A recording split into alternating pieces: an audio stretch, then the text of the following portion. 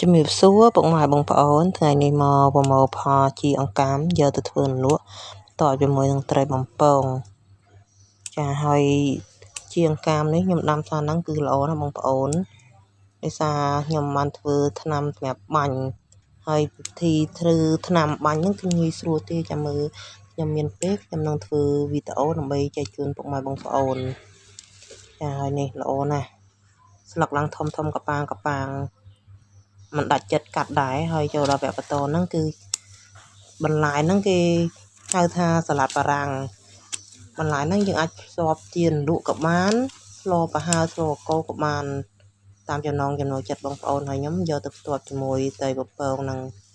ចាគឺដាំល្អណាស់ហើយងាយស្រួលដាំទេដាំហ្នឹងគ្រាន់តែយកទៅដោតក្នុងដីទៅស្រោចទឹកទៅគឺដុះហើយចូលដល់វគ្គកាត់ជីថ្ពាល់ត្រីអ្នកខ្លះហៅជីម្លូអ្នកខ្លះហៅជីយួនចាអញ្ចឹងតាមតំបន់ហើយជីហ្នឹងក៏ងាយស្រួលដាំដែរស្រោចទឹកដាក់តាជីអាចគោទៅគឺល្អហើយនេះខ្ញុំកាត់នេះគឺ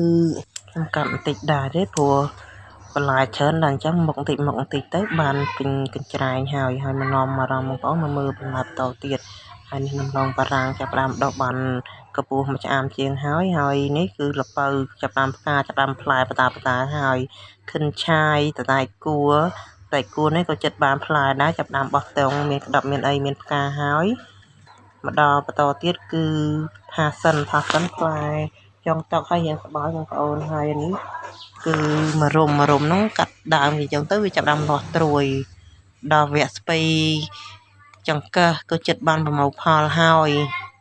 ដាំដោយធម្មជាតិអត់មានប្រើជាតិគីមីទេហើយនឹងតកួនហ្នឹងក៏ចិត្តបានវែងដែរ